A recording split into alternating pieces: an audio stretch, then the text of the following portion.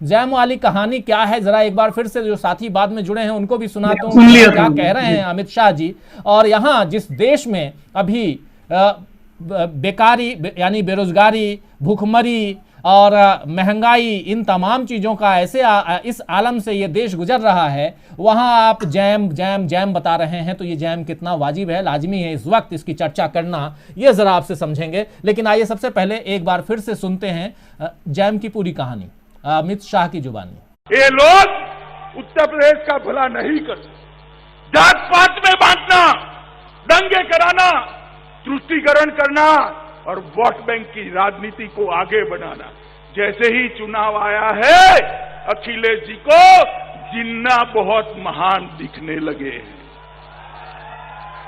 मैं इतनी बड़ी भीड़ में, बहुत सारे माइनॉरिटी के भाई बहन बैठे हैं, कोई आदमी ऐसा है जिसको जिन्ना में महान व्यक्ति की नजर आती है? कोई है? अब अखिलेश जी को लगता है भाई, क्योंकि चुनावी मौसम आया है।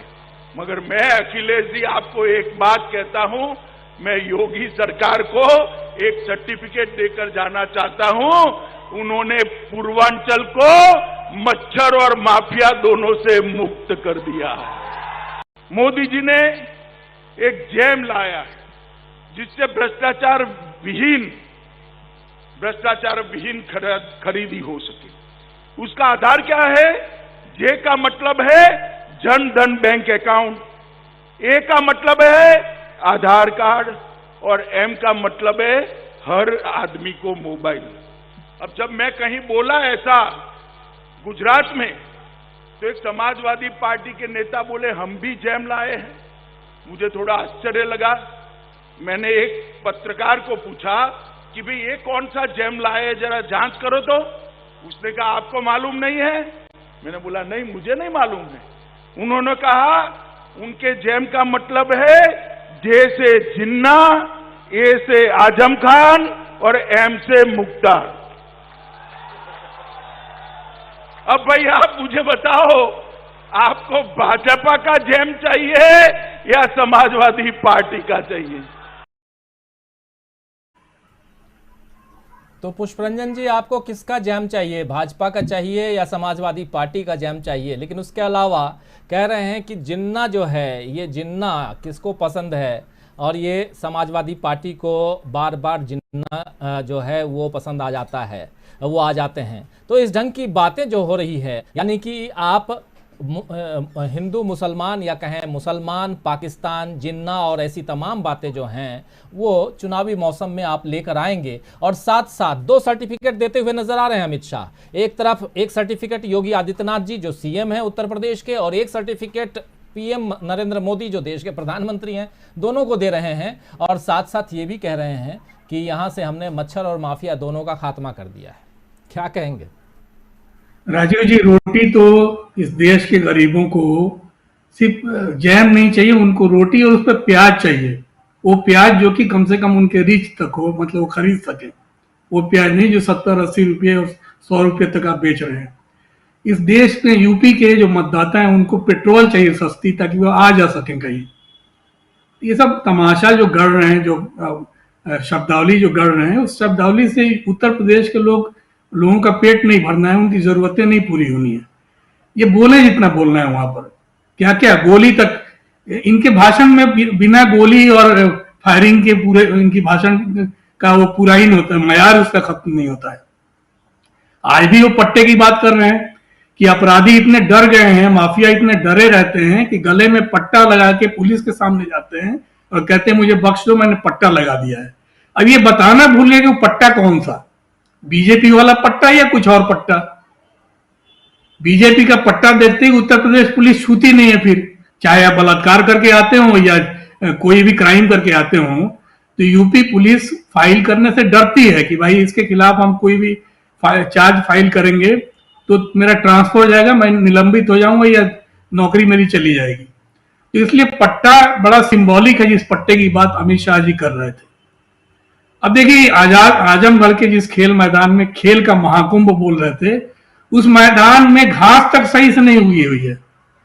ध्यान से देखिएगा, हुजूर आला आजमगढ़ में पहुंचे हैं या उस इलाके में पहुंचे हैं बस्ती में 2016 के बाद, यानी 4 साल के बाद आप वहां पर नजर आ रहे हैं और बात वहां के विकास की कर रहे हैं।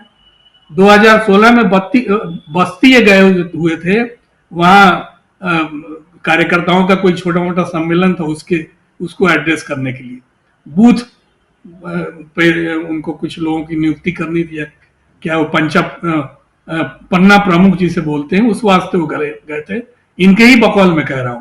तो 4 साल के बाद भय प्रकट कृपाला, और प्रकट कृपाला वहां पर रावण राज को याद करते हुए जाने क्या क्या चीजें समझा रहे हैं। खेल का महाकुंभ में ग्रामीण प्रतिभा को चुनते हुए अंतर्राष्ट्रीय स्तर पर ले जाएंगे। एकदम चुनाव के 4 महीने में ही ये सब कुछ कर लेंगे। वहां पर चुनाव के 4 महीने में ही एयरपोर्ट भी तैयार हो जाएगा, वहां पर विश्वविद्यालय से भी सब कुछ हो जाएगा वहां पर।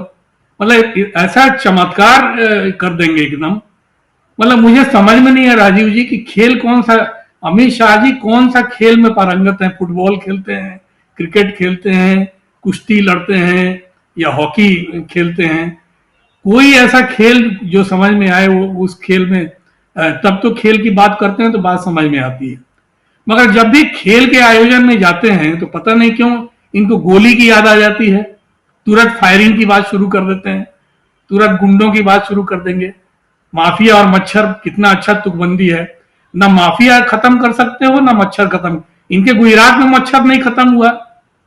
मैं अभी कुछ दिन पहले गुजरात गया हुआ था, बहुत ही इन्हीं के अहमदाबाद में मच्छर मार मार के रात को परेशान हो गया। गलती से दरवाजा खुला रह गया था जिस घर में मैं रुका था, मच्छर मारते ही रात कटी थी मेरी। तो ये मच्छर न तो गुजरात में मार सके और न उत्तर प्रदेश में मार सके। मोदी जी जिस संसदीय क्षेत्र का प्रतिनिधित्व करते हैं, जिस गांव को गोद लिया था, वहां जाके मच्छर बता दें कितने मच्छर मार के मच्छर मुक्त उत्तर प्रदेश है। एक मुख्तार अंसारी को आपने बंद वहां कर के दिया, उसका ढोल पीट रहे उस इलाके में। लेकिन ये सब चीजें थमती नहीं है। 2017 में जब इनकी पार्टी की सरकार वहां बनी थी और श्रीमान योगी आदित्यनाथ जी जब वहां पर सरकार बनाए थे, उस समय अपराध की क्या हालत थी वो खुद ही बता दें। कितने दंगे हुए थे वहां पर। नेशनल क्राइम रिकॉर्ड ब्यूरो बताता है कि कितने दंगे हुए थे। 2017 में 34 दंगे हुए थे। क्राइम, आप कह रहे हैं क्राइम फ्री है, तो इस 2019 में 5714 बलवे वहां पर हुए थे। 2018 में 8908 वहां पर दंगे फसाद बलवे हुए थे। नेशनल क्राइम रिकॉर्ड ब्यूरो बताता है। तो कहां आपने वहां पर एकदम शांति स्थापित कर दी। क्राइम फ्री कहां हो गया। बगल में, हाँ, जहां से हम लोग प्रोग्राम कर रहे हैं, बगल में गाजियाबाद, नोएडा, क्या क्राइम फ्री है? शाम के वक्त भी लोग निकलने से डरते हैं। तो आप कह रहे हैं कि मच्छर माफिया सारा हमने समाप्त कर दिया। मैं तो इसका इंतजार कर रहा हूं कि ये दलित पिछड़ों के विकास का नारा भी वहां दे रहे हैं। एक दिन और इनको रुकना है। वहां पर भोजन वोजन किसी दलित के घर में वही बंगाल वाला सीन प्रस्तुत होगा या नहीं, वो दृश्य भी देखना बाकी है। और दूसरा ये कह रहे हैं 200 करोड़ की परियोजनाओं हमने पूरे पूर्वांचल में हमने फैला दी है। चुनाव वक्त ही आप क्यों 200 करोड़ की परियोजनाएं वहां पर लागू कर रहे हैं? उससे पहले करके दिखा देते ना। रिजल्ट वहां के लोग चाहते हैं। सबसे पिछड़ा अगर कोई इलाका है तो पूर्वांचल है। पूर्वांचल का क्या विकास किया आपने? फिर आप कह रहे हैं कि वहां पर हम एकदम 4 चांद लगा देंगे, वहां पर परिवहन सेवा और जाने क्या क्या चीजें सपने दिखाए जा रहे हैं। ये सपने आपको 5 साल पूरे होने पर क्यों नजर आते हैं? 5 साल पहले वो सपने दिखा देते। और फिर आप आजादी के 70 साल वहां पर बोल रहे हैं। अरे आजादी के तो 7 साल ही हुए हैं, आप 70 साल गलत बोल रहे हैं। वहां पर आपकी जिनको पुरस्कार दिया तो वो आज भी कह रहे कि अगर ये 70 साल साबित हो जाता है तो मैं पद्म पुरस्कार को लौटा दूंगी। और सबसे दिलचस्प राजीव जी ये है, इनका एक राष्ट्रीय सुरक्षा सलाहकार है अजीत डोभाल। उनका भाषण भी बड़ा दिलचस्प हो रहा है।